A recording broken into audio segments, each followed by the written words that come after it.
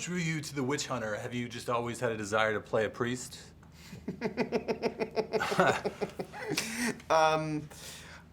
No, I did not have a hidden desire to play a priest.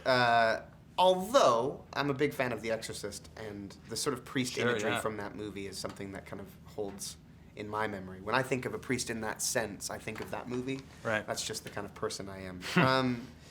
But no, honestly, what drew me to it was the script. I was kind of impressed with something that was as detailed as this was. I mean, it's an action-adventure fantasy movie.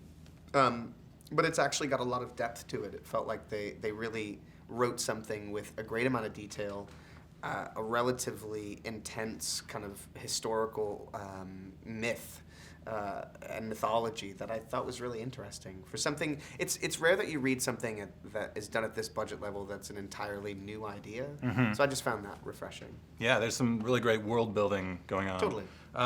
Since your Lord of the Rings days, you've made a lot of smaller indie films and then TV shows like Wilfred. What was it like to return to a big action movie like this with huge sets and set pieces and lots of special effects? Did you miss it? It's fun. I mean, I've had little dalliances into that world since Rings, certainly going back and doing a bit on The Hobbit, but miss it? Yeah, I suppose. It's fun. It's certainly fun to work on that scale when you've got, you know, the kind of budget that can build you giant sets. There's something that sort of makes you regress to a child a little bit. Mm-hmm. Placing yourself into the fantastical realm when you've got all of this incredible detail around you it's really fun. Yeah. It's a lot of fun. So I loved Broken Age. I'm a huge graphic adventure fan. That's awesome, so am I. Yeah. And you did a really wonderful job. Thank you. I know you've done other voice acting work in video games in Spyro and the various Lord of the Rings games and recently in LEGO Dimensions. Yeah. Is that something you enjoy? Do you plan on pursuing that further in the future? I'm always open to it. I'm a gamer. Mm-hmm. I like playing video games. The Broken Age, that is a really good example of it being such an extraordinary opportunity for me because I'm a big Tim Schafer fan. Yeah, me too.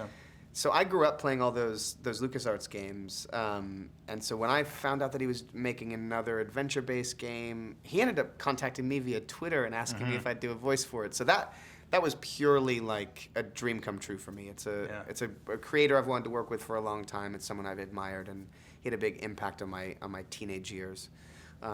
So yeah, I mean, I love games, so the opportunity to go in and voice a character, especially on something that is as interesting as that, is really fun.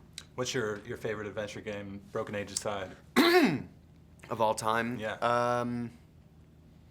Somewhere between Full Throttle and, I mean, Curse of Monkey Island's incredible. Mm-hmm. Secret of Monkey Island.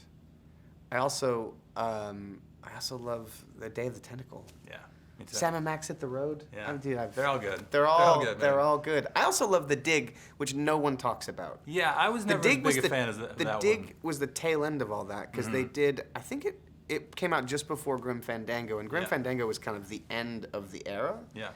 And The Dig was this thing that Spielberg produced. It was right in the middle of the end of that era.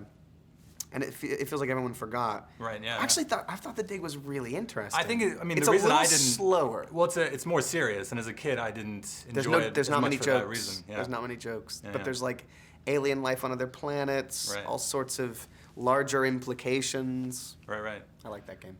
What's next on the agenda for you, acting-wise? I know you're going to be in a movie with Nicolas Cage next year. Yes. What else?